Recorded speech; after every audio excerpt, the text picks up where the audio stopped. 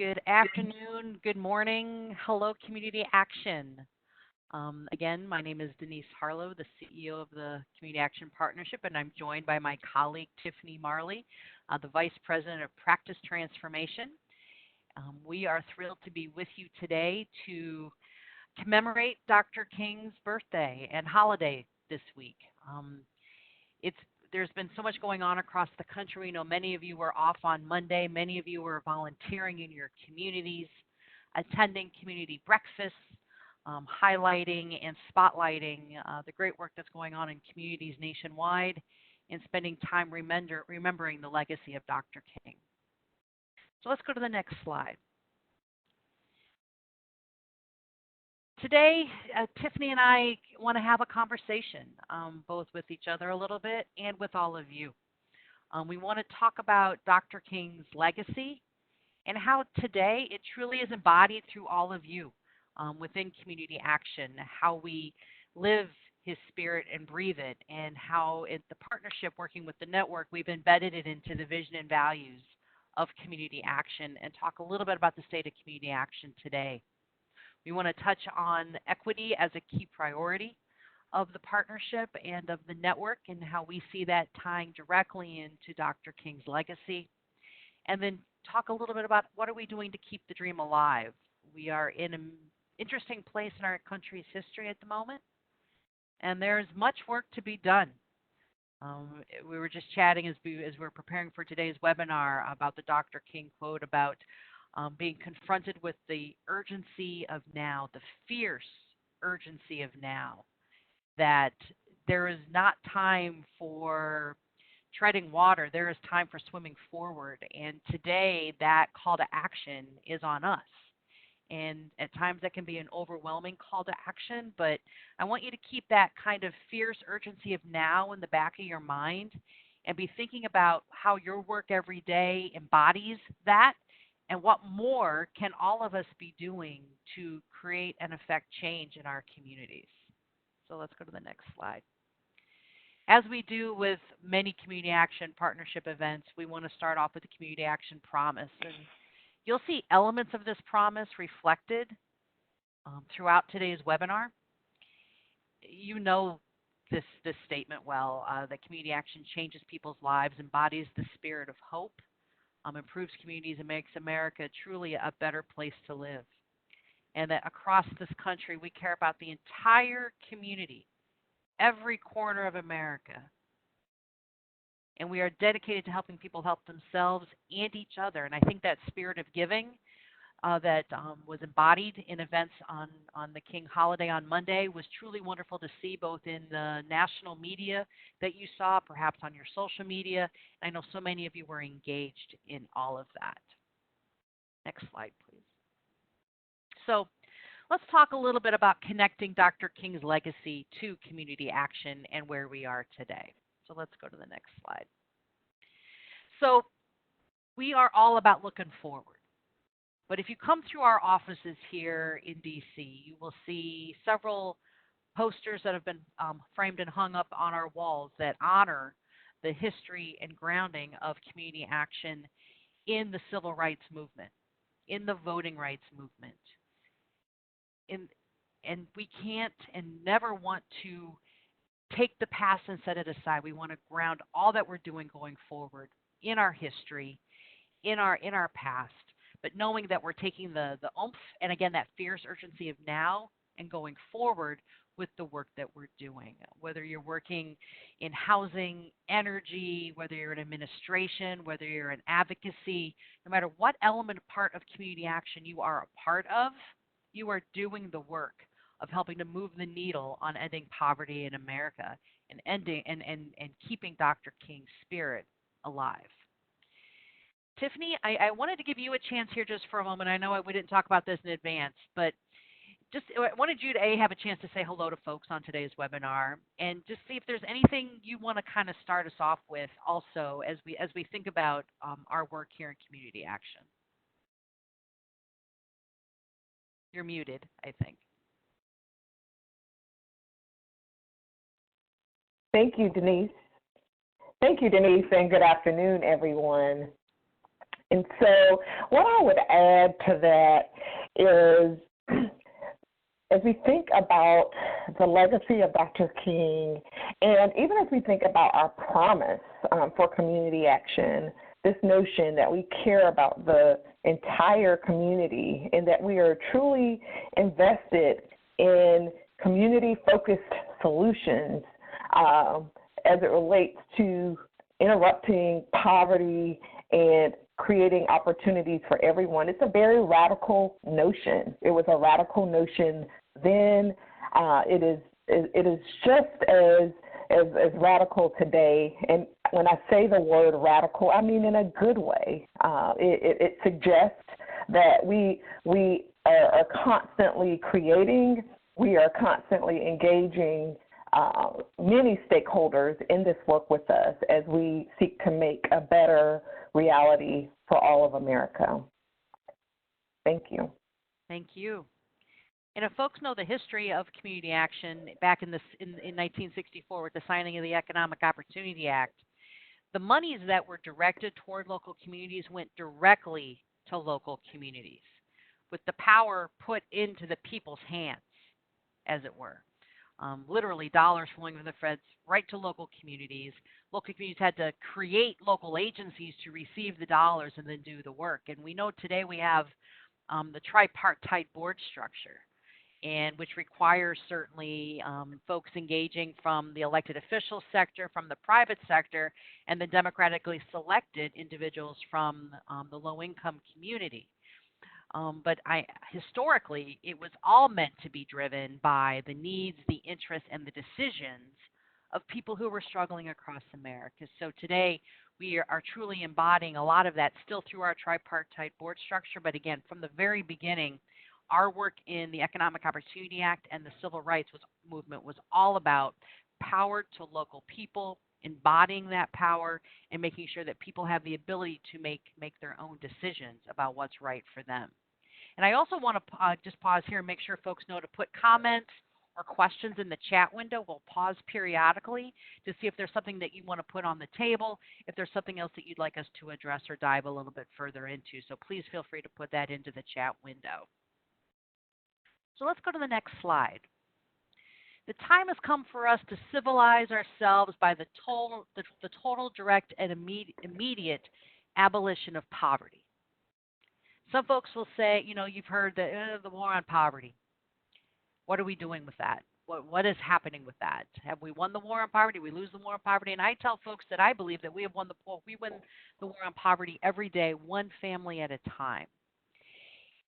But this call to action from Dr. King is even more true today. We live in the wealthiest nation in the world. We know that the economy for some is thriving.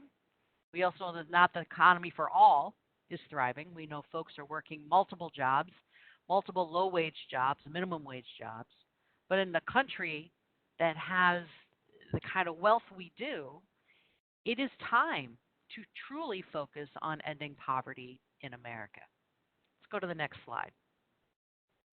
So the partnership was intentional in its work as it developed and modernized its vision, mission, and value statements.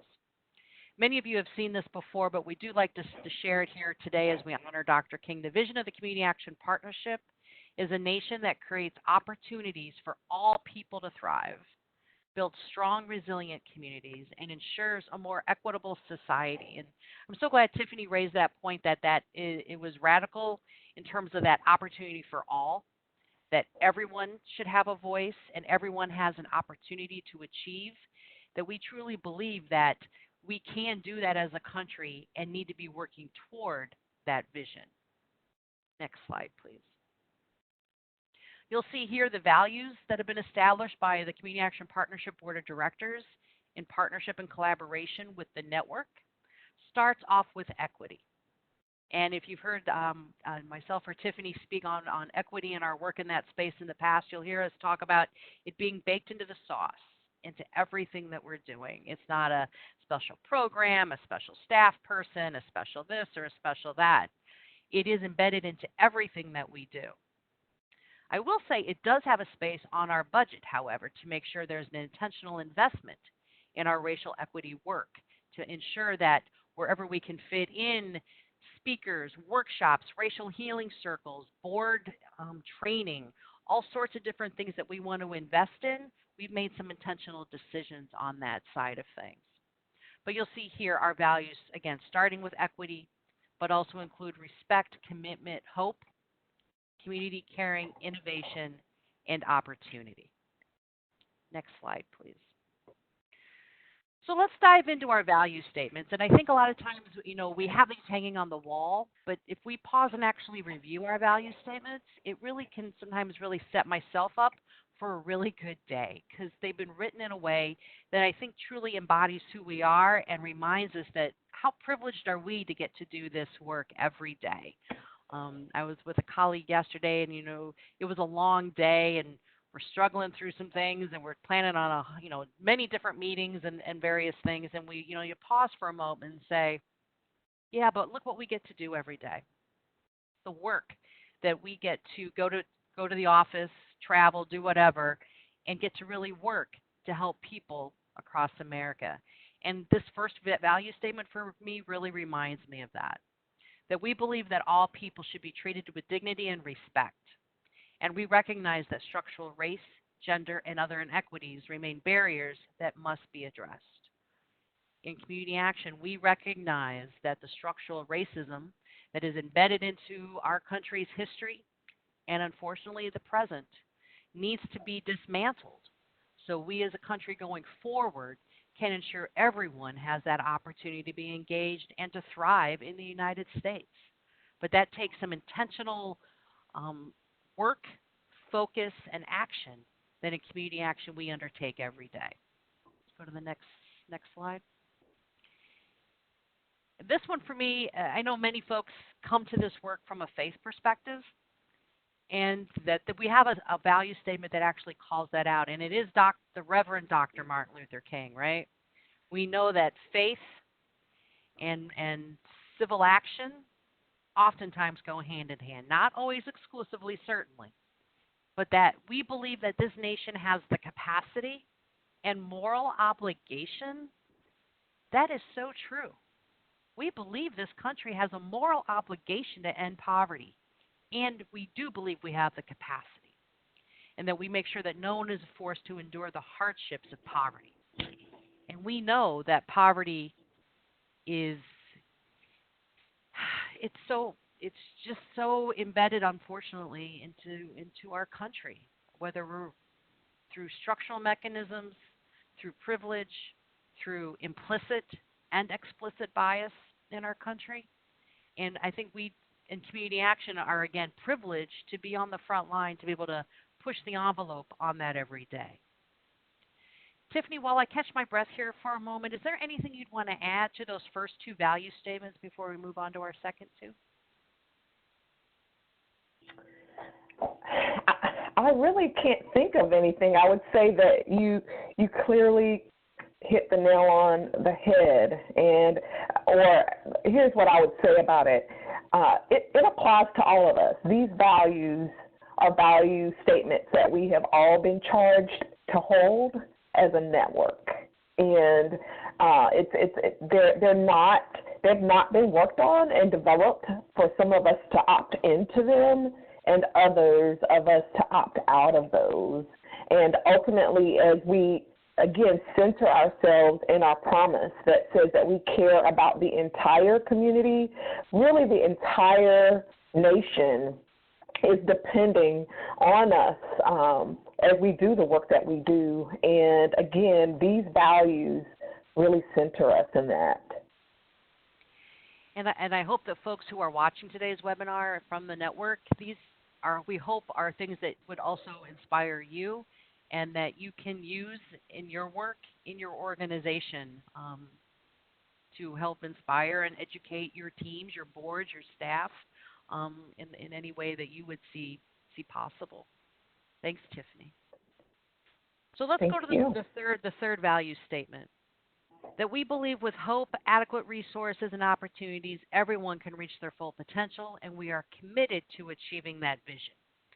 I was with a group the other day, and we talked about the community action promise and that we embody the spirit of hope, and that sense of hope and value and belonging can be more powerful than anything to help drive families toward their own success. And oftentimes that is what community action can offer, that bright light sometimes in the struggle for families. Next slide. And finally, that we pledge ourselves to creating an environment that pursues innovation and excellence through multi-sector partnership and collaboration. We started off on the right foot in the 60s, right? Doing the great work, getting the money out the door, developing programs, creating Head Start, building out the legal services, core federally qualified health centers. There's so many great things, that came out of the Economic Opportunity Act and that period of time. And many of those programs are operating and have embraced what we know about science, what we know about research, what we know about what works. And I have no doubt that community action will continue to be on the cusp of using innovative practices and developing innovative practices.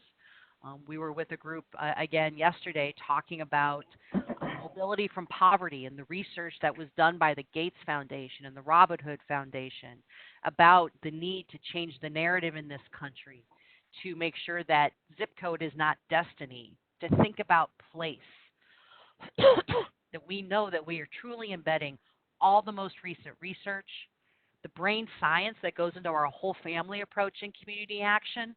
We are embedding what we know about 0 to 3, 0 to 5, what happens with a young parent's brains in the 18 to 25-year-old bracket when a new baby arrives on the scene. There are opportunities for growth. And again, I think that embeds in what Dr. King, in terms of the vision of keep fighting the fight and keep going down that road, knowing what works and embedding it to what community action does every day. Let's go to the next slide. So again, King's promise, King's dream is central to the community action promise. And again, we believe that everyone should have access to the opportunity for success. Next slide. So the concept of a North Star, I think, is something also that we can certainly keep in our mind. You can see here in the early 60s, we were born amidst various social tensions, and we learned to look toward our North Star. And so as community action agencies, state associations, state offices, volunteer, board members, staff, what is your North Star? What are those things that you hold up that guide your work? I've been working for a number of years now, and you kind of look backwards in the career path and figure out what twists and turns life takes you. And when I talk to folks who are kind of starting down their career path, I say, keep your eye on that ball on where you want to go. That concept of the North Star. And decisions you make along the way take you toward it. You may not always hit your exact target, but you're going to get close. You're going to find your own path. And I think here, too, in community action, it's about finding our path. Whether you're the public CAP serving the city of Los Angeles, whether you're the nonprofit CAP serving Boston, Massachusetts, whether you're a CAP serving rural Kansas or northern Minnesota, everywhere you stand, you know what your North Star looks like, where it stands, and everything you do moves you toward that. What would you, Tiffney, is there anything that you would add to that North Star concept? I know that's something that you bring to the table every day and remind me of, about keeping that North Star front and center. What would you add to this? Really creating access to opportunity so that everyone in our communities can thrive. I think that's the big picture of the North Star. And as you said, really looking and listening deeply within our communities around what our community members, what our families are saying that they need and what they dream for themselves today and in their future. And really thinking about how we might customize our efforts in a way that helps them to get there, so that, as you said earlier, so that not just some people thrive or some people experience economic mobility, but so that everybody has that opportunity. Exactly. Thank you. Thank you for sharing that. Let's go to the next slide. So, what's 2020 going to bring for community action? Can you imagine that we are now in 2020? It's a little crazy to think about that we're here. We're in the next decade. I remember when the year 2000 was happening, and here we are 20 years later. But where do we want to be 20 years from now? What does community action 2040 look like? What does community action 2025 look like? Where are you going to be? But here in 2020, there are a few things that we want you to keep in mind, especially thinking of Dr. King's legacy. By middle of 2020, you're going to be sick of me saying the word census, but not yet. You're not sick of me yet. If we are truly going to engage everybody and making sure everybody has the opportunity, we need everybody to get counted, and we need everybody to vote. So these first two bullets, right? Census engagement, making sure everybody gets counted, so that House seats or Senate or congressional apportionment happens accurately, that every 3-year-old in America, regardless of income, is counted, and that she also has her early Head Start money percentage appropriated to her community. It's critically important that every 3-year-old in America gets counted. And we hope that community action will engage in that. And we have resources we'll show you here in a moment where you can get engaged. But that is about carrying on that dream about everyone being engaged. And that follows through then on voting and voter registration. And we know in community action there are certain things on voter registration, but if you have a Head Start Center, you can engage the League of Women Voters to do voter registration. There are ways that community action can partner with other nonprofits in your community to do voter registration.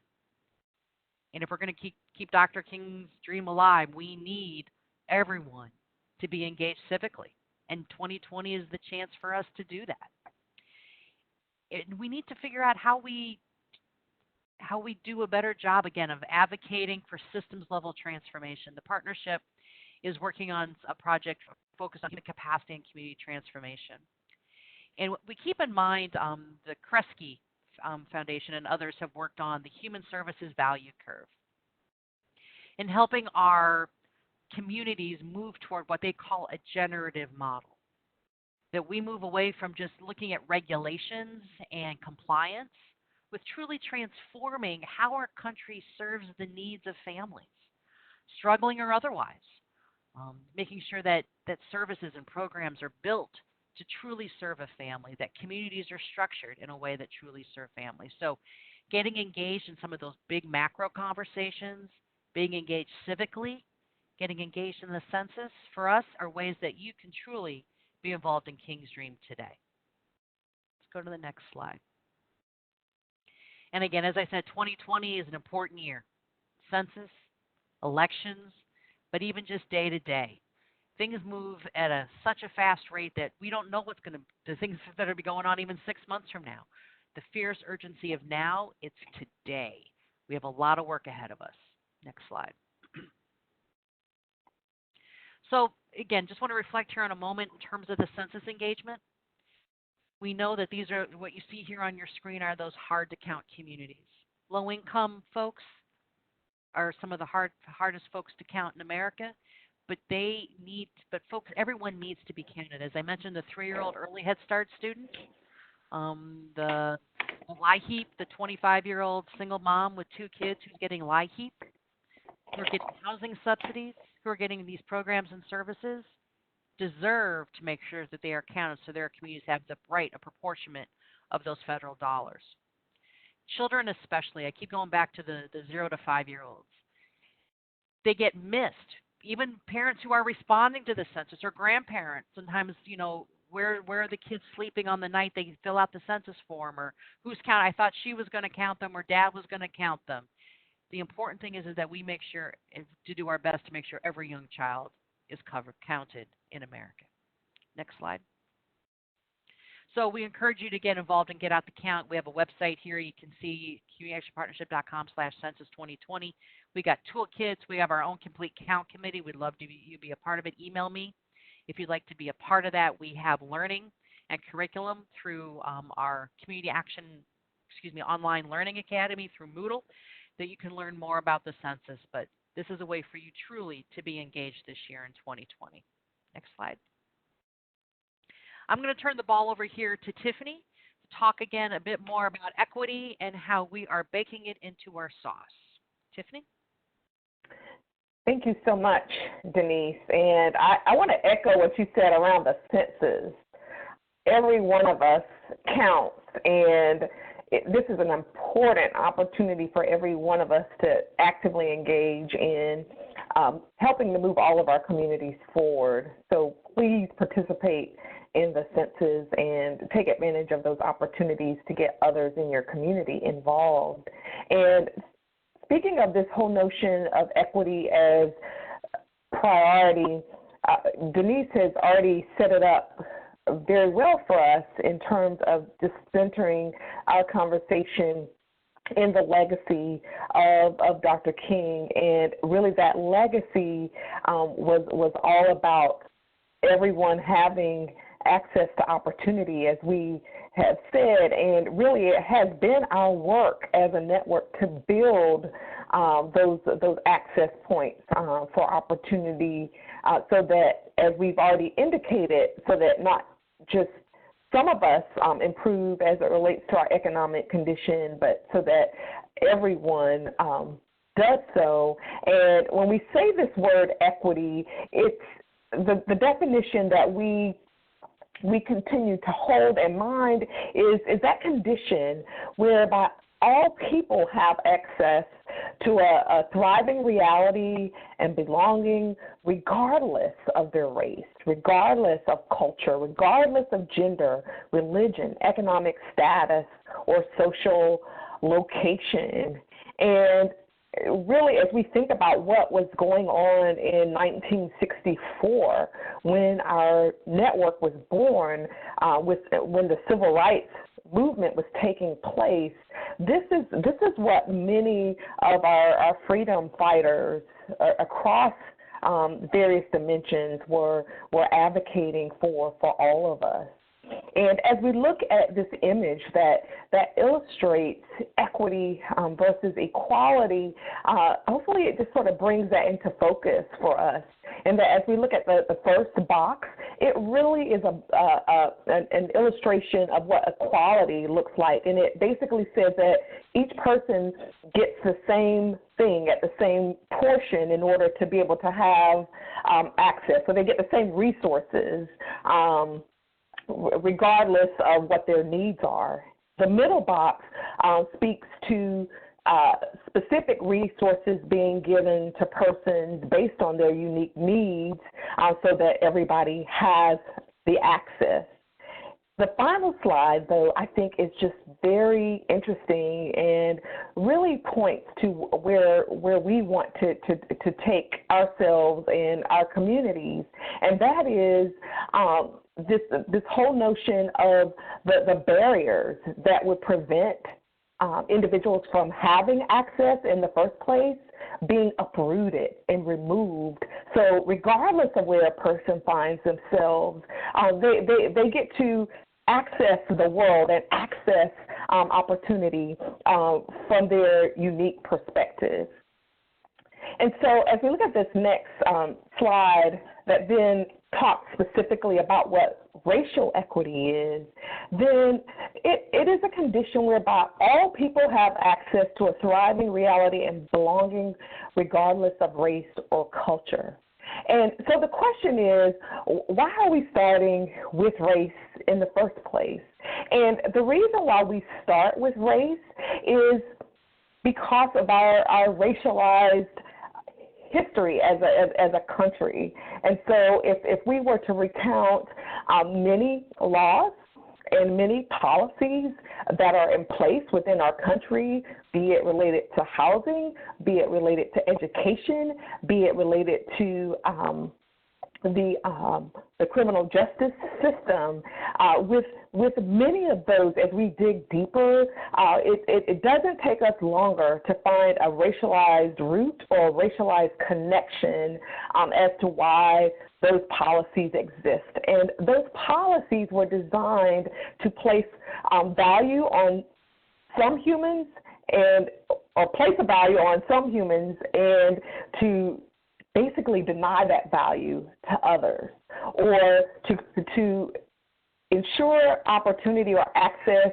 for some of us, but not for all of us. And so if we look across various racial dimensions, whether it was Native Americans, African Americans, even Irish and Italians who entered into our country at certain periods of time, or Jewish persons or Asian Americans, all experienced at some point in American history that delineation of being regarded as human versus being regarded as non-human. And ultimately, we have all been called to recognize that we are all one human family. If Dr. King didn't do anything for our country, if he didn't do anything for the world, he consistently conveyed that message and really connected that back to our origins as a country in the first place, being that our country in the first place was sought as a place of refuge, so that people from different cultural backgrounds, people from different races, people from different religions might be able to access a new reality for themselves and for their families and for their future. And so we are also all connected through shared ancestry. So at the end of the day, we're all human beings, which if you look at the research and the science behind that, all of our existence originated from one human being, or two human beings in a key place in southern Africa. So again, that is documented, and there are more things that connect us or tie us together than the things that truly seek to divide us. And so as we think about the segregation and the separation that exists in our country and in society, in many cases, those have been manufactured for us. And so as we think about starting with race, racism itself is about our attitudes and belief systems, and it's really rooted in our individuals, so individual persons. But then as we think about this whole notion of structural racism, as Denise has referenced earlier, it's about those systems and policies that have given those attitudes or those belief systems a life and have become deeply embedded in our society that really has an impact on all of our livelihood. As we look at this next slide on poverty and race, the thing that I would like to call out about that is, as we think about our work as community action, so as we think about this whole concept of economics and economic mobility, and think about the fact that our country's wealth was built on the backs of slaves, who were not compensated, or on the backs of Native Americans, on the backs of persons who were from the margins, on the backs of immigrants. As we think about that, and then we think about the whole notion of poverty itself and just how it just continues to perpetuate within our society, it's really not possible to begin to derive those strategies or ways in which we might interrupt or uproot poverty without thinking about uprooting or interrupting racism and structural racism. And so this is a quote from John Powell. He says, "The intersection of poverty and racism is one of the greatest threats to stability in modern day society." And so if we're truly going to move families forward and create a thriving reality for everyone, we have to reckon with the truth of racism within our society, and we have to collectively find those strategies where we might all take responsibility for interrupting structural racism. And so here is a fact that comes from a study that was commissioned by the W.K. Kellogg Foundation. And basically, in that study, it was a business case for racial equity. It states that research reveals that inequity, so basically racial inequity, costs our nation almost $2 trillion annually in lost purchasing power, reduced job opportunities, and diminished productivity for college graduates of color. And so the other way to think about that is there's an opportunity for even more access to resources and even more mobility for all of us if we would spend some time thinking strategically about this whole notion of interrupting racial inequity. The other thing to mention is that while projected to be the majority by 2043, children of color are disproportionately impacted by poverty, resulting in the lack of access to opportunities, resources, and support that they need to thrive. And so with that in mind, as we think about the future as a network and the future of our country, given that children of color are the majority and they're disproportionately affected, we must find strategies related to interrupting inequities within our society, because ultimately it puts our whole economic and social future at risk. And I say that future is at risk for all of us because the children themselves are our future. And so here are some examples of various domains or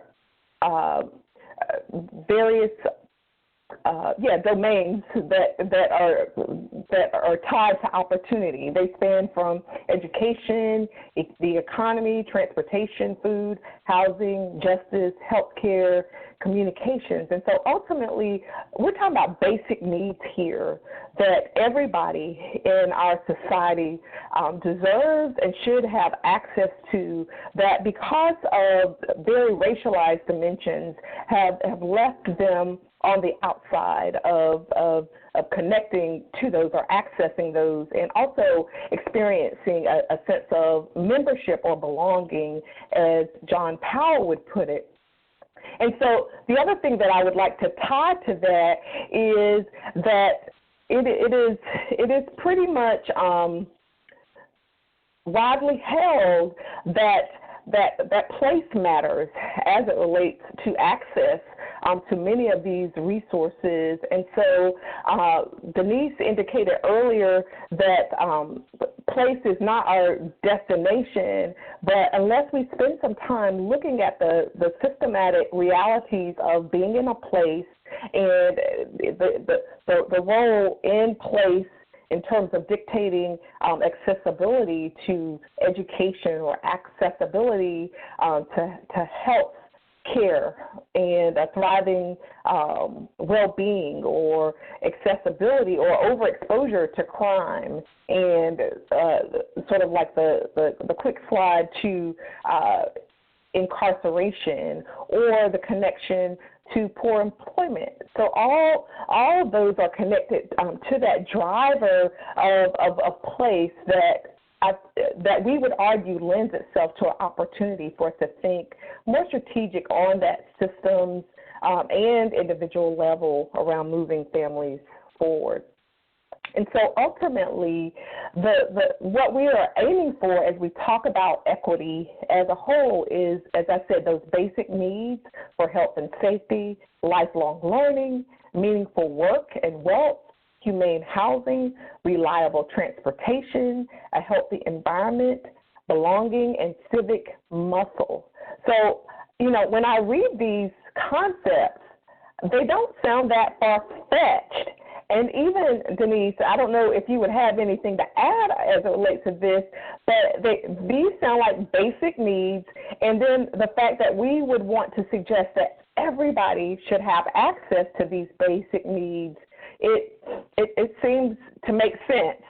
But at the same time, given the complexities, right, that exist in many of our urban centers that are really struggling or plagued by gentrification, or places within our country that are really living in what we would call food deserts, there's some real challenges. And again, there's an opportunity to think in a very specific way about certain populations who continue to experience certain adverse conditions, and really ask that question, why that is. And let's take a moment to move forward to sort of offer some insights on what we have begun to do to help to, direct our network more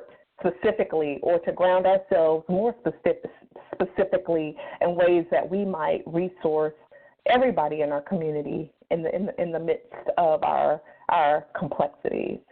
So, Denise, I want to hand off to you around where we are now. I think it's time for you to speak. Well, and when you were on the slide of those basic need areas, right, I wanted to mention earlier, and I guess now is a good chance, the partnership recently approved a new policy platform. Well, and I think the partnership's first policy platform that went beyond CSBG, weatherization, and LIHEAP.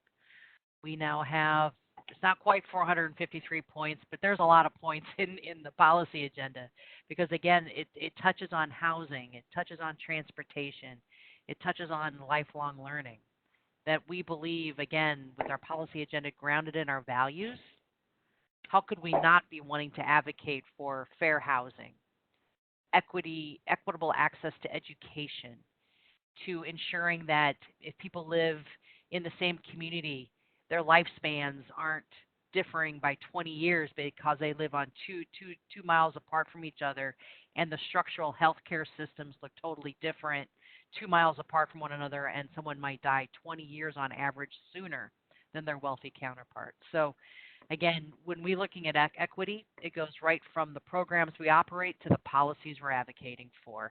And you'll see here, certainly, this is urgent work for us. We are not certainly rushing down a path, but what we say, it is baked into our sauce. And there is a sense of urgency, truly. And again, 2020, between the census and the election, there's a lot of room there to engage folks civically in using their rights that have been given to them. Let's go to the next slide. And again, so some things that perhaps for your organization to be thinking about: recognizing institutional, systematic, and structural barriers that perpetuate inequity, looking at policies, looking at the ways your organization functions, hiring practices, search processes, job descriptions. What are we doing to make sure that we try to take care of our own house before we go outside of our own home? Working on co-creating and co-ownership of solutions. We can talk person-centered design all day long, but if we're not truly embedding our program designs with communities and directing it toward what communities say they need and they want, are we truly being equitable in the work that we're doing? Are there other environmental changes that we can do in our own community and our own organization to promote success? And again, our search processes, both for executive leadership, for board members, for staff throughout the organization. Do our staff and board structures truly reflect the communities and the diversity of the communities that we serve? And if not, why not? And what can we do to try to move the needle so 5 years from now, 3 years from now, we more embody the communities that we serve? And again, seeking to deliver and design strategies that help bridge and build knowing relationships. And it's interesting that the word bridge is here. And you were talking about John Powell earlier. I was up in New Hampshire last week at a regional conference where we had a number of the presidential candidates and their surrogates come speak to community action about their hopes for the future. And John Powell was a keynoter, and he talked a lot about bridging versus breaking messages. And when we have breaking messages, we break off into our subgroups, and we only talk to our own and we other folks in our community, rather than bridge the conversations to one another and creating a space where everyone has a sense of belonging with all of their unique attributes, backgrounds, perceptions, that we all belong to the community. So again, what can we do in our own organization to mitigate some of those structural biases, implicit and explicit? We have to take a look at them first. So again, we talk a lot about looking at our own selves before we go too far out of the house. So the next slide was we at our winter conference this year in Puerto Rico, which again, United States, still experiencing earthquakes, and we know some friends in California had earthquakes today as well. We had some presentations focused on the Race to Lead study by the Building Movement Project, and I hope that you will Google them. Google these reports called Race to Lead. Go to the next slide, please. They are in the process of analyzing their recently collected 2019 data. Oh, back one, please. Thank you. Back in 2016, they did a survey. They got about 4,300 nonprofit respondents. This time around, they got 5,200 respondents. We sent it out to folks. What they found in 2016 will be of no surprise to anyone here, that persons of color aren't necessarily filling leadership positions and board seats at a rate that's proportional to population sizes, and it has nothing to do with education, with interest, with passion, with knowledge. Their survey shows similar levels of knowledge, experience, training from white respondents and people of color, and then looking at the access to leadership positions in organizations. And as community action goes through, again, we continue to see the wave of retirements of executive directors, but also Head Start directors, but also of frontline staff. I run into frontline staff who've been doing this work for 30 years, 40 years. We want to make sure that when we're looking at our hiring practices, take a look at this survey and these results to reflect on your own hiring practices, search processes, and things like that. So this was a great resource to take a look at, and we look forward to the 2019 results. Next slide, please. So again, as community action leaders, we have a long history of uprooting folks from getting mired, perhaps. We break the cyclical or generational cycle of poverty every day, and we need to keep doing it, and we keep needing to do more. And I know Tiffney oversees our whole family approach, and I mentioned that earlier. I believe that could be a transformational moment in terms of really person-centered, family-centered design, which builds what's right for each individual family, not a cookie-cutter approach, but really trying to dismantle all those preconceptions that this must work, or here, get this program over here, but really reflecting on families, parents and children together, grandparents, aunts, uncles, the entire family, to help them move forward. Really gives us a chance to empower families toward their future success. So next slide. So again, in terms of the promise of community action, we believe that everyone should have access to opportunity. We have a number of tools and resources here that we want to share with you that you can use within your own organization, with your boards and with your staff. And so, Tiffney, I'm going to turn the ball over to you, I believe, here next to talk about some of the tools and resources we have available for the Community Action Network to put some of this into practice. Thank you, Denise. And the other point that I wanted to make that, I think is just very important as we think about our various innovations and centering those innovations in equity. It's about what we are doing organizationally, what we're doing on the family level. At the same time, we have to be keenly focused on what is happening on the community or systems level that really speaks to the environment in which individuals that we serve or families that we serve are living in. And I just want to strongly emphasize that, and really all of it is hard work, but certainly, that sort of lends a different level of complexity. And hopefully within the next year, we'll have an opportunity to share with you all as a network, share some more tangible examples of what our agencies are doing and what other organizations in the field are doing to make those systems and, as I said, individual level changes towards creating access to opportunity for everyone. And so one of the cool things that we have recently been able to offer the network are racial healing circles. Really, that opportunity came to us through W.K. Kellogg's Foundation and Dr. Gail Christopher, who many of you had an opportunity to meet within the last year. And those circles are really intended to be a conversational experience that prioritizes perspective taking, empathy, and compassion through calling on our innate needs as humans to connect and feel a part of a larger whole. And so we talked about this whole notion of belonging and really creating safe opportunities for people to begin to strategize in a way that is impactful. We really believe that racial healing circles is a way to get us there. And so we've been able to offer these experiences through our national conferences within the last year, and we'll continue to offer those opportunities for the network going forward, as well as hopefully some peer-to-peer training opportunities for those of you who are maybe interested in facilitating your own racial healing circles in your local communities. And so again, it's just an opportunity to interrupt bias, to interrupt racism, and especially as you think about some of your community coalitions and your need to have some hard conversations or to work on complex systems level issues within your community, being able to have healing circles is a wonderful pathway towards those deeper conversations.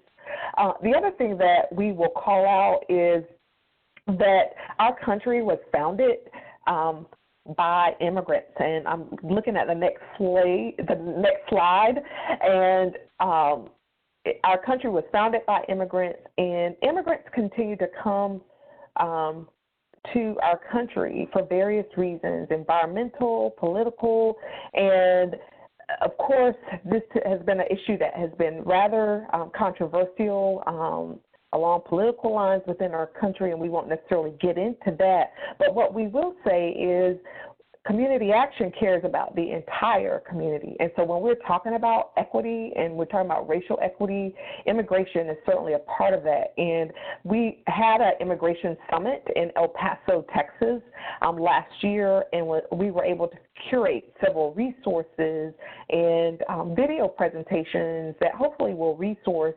agencies as they strategize ways to create pathways to opportunities for immigrant families and individuals who are immigrants.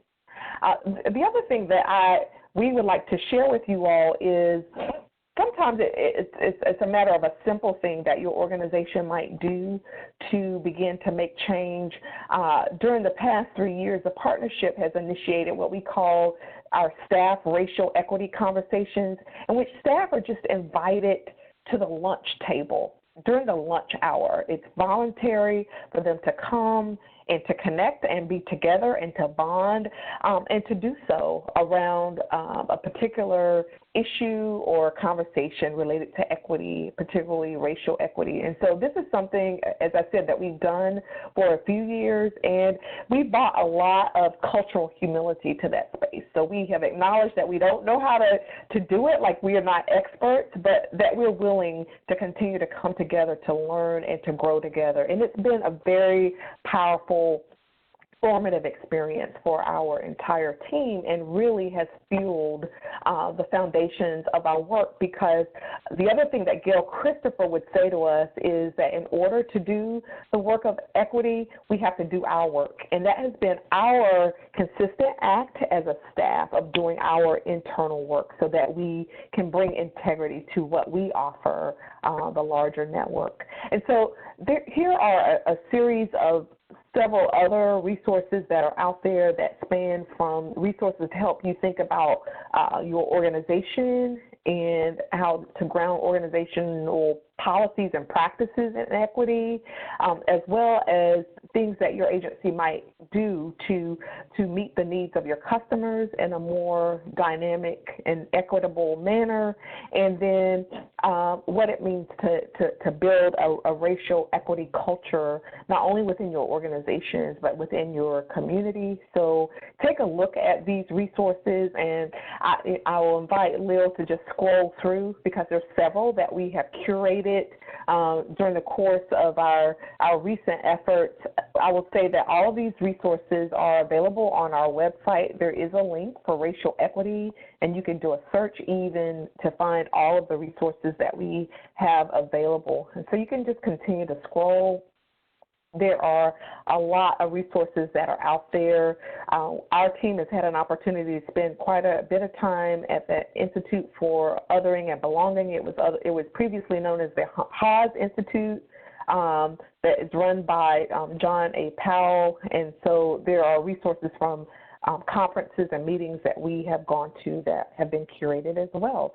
So, Denise, I think this is a good time for me to pause, and we can check in to see if there are any comments, questions, or further insights that would like to be offered at this time. Someone did offer their local agency's North Star, a society where poverty isn't seen as an economic inevitability. I love it. That's fantastic. Way to go. And someone is also asking whether or not the reference and citations for some of the data points that you were using would be made available. We can certainly do that as well. We'll be sharing the slide deck that you can also use, as well as pull together some of those citations for you as well. Some of our contact information here. You can reach out to Tiffany or myself at any point in time. And she mentioned Seattle. We will be having racial healing circles at our Seattle conference. We will also have Vu Lee be our opening plenary speaker. Vu oftentimes talks about fake equity, and is not afraid to call us to task on not honoring or not being fully there on issues. And we're excited to have him be with us in Seattle, where he lives and is based, and be able to offer him as a keynote. So if you don't know his blog, Nonprofit AF, I encourage you to take a look at it. I think you would find that of interest. There was a question also that was posed in the chat window about tying more closely, if there's anything we'd want to share about Johnson and Shriver interacting with Dr. King and connecting the civil rights and the community action histories and the paths there. Tiffany, is there anything you'd want to put on the table specific to that question?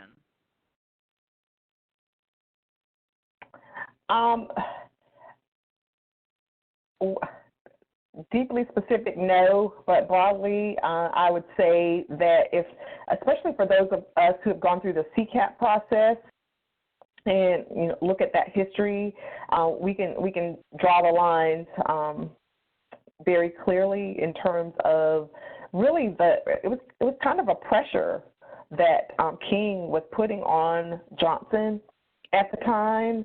And how many of you have heard of the Poor People's Campaign? That was one of the last campaigns that King himself launched prior to his death. And if we look at the various tenets of that Poor People's Campaign and crosswalk those tenets of the Poor People's Campaign to the Economic Opportunity Act, there's a strong correlation there. And so the truth is, what King was arguing was, while people now had access to their rights, they had the right to access education in a different way, or they had access to voting in a different way, or access to housing in a different way. At the end of the day, if there wasn't some economic implication tied to that, so that people could truly make a living for themselves and create a thriving future for their families, that all that talk about civil rights was really empty. And so again, there was a bit of tension and a bit of pressure from King and from the civil rights leaders of that time to Johnson to make good on the check that it had written to all of Americans. And so again, there is a strong correlation and connection and relationship and policy advocacy that took place between King, the civil rights movement, and Johnson at the time. And then, of course, we know that certainly Shriver was around at that time. However, the Economic Opportunity Act, continued to play itself out more prominently, after King also transitioned and left us. And so there's a strong correlation there, though, amongst all three. I'll put it that way without saying more. Thank you. Appreciate that. And as we have dived into the history of community action and our ties back to the civil rights movement, as we wrap up here today, thinking about going forward, the movie Just Mercy is out, based on the book by Bryan Stevenson. What a great way to continue our education is to read the book, perhaps see the movie, visit the museum operated by the Equal Justice Initiative. Bryan Stevenson's work going forward, I think, continues much of the work of Dr. King. And again, Just Mercy is in theaters today. I would encourage you to read the books of John Powell. I would encourage you to keep learning, keep advocating, and keep being part of the Community Action Promise. You are community action. So I usually end one of my sessions with one of my favorite Dr. King quotes: "Power without love is reckless and abusive, but love without power is sentimental and anemic." You have power in community action to move forward. Now is the time to make our voice heard. Now is the time for action. Tiffney, are there any last comments that you would want to add before we wrap up? Yeah, the time is now, and the time is always ripe to do what is right, is what King would say. And we're here for all of you. And so as you are looking at the way forward and what to do, Denise and myself, we have come out to agencies, to regions, to be a resource and to listen and to support. So as you do this work, please know that you're not alone as you do it. We are here for you. We thank you. Thank you, Tiffney, and thank you, everyone, for being part of today's webinar. And we hope to see you soon. Be in touch and keep that promise and be community action. So thank you, everyone. Bye-bye.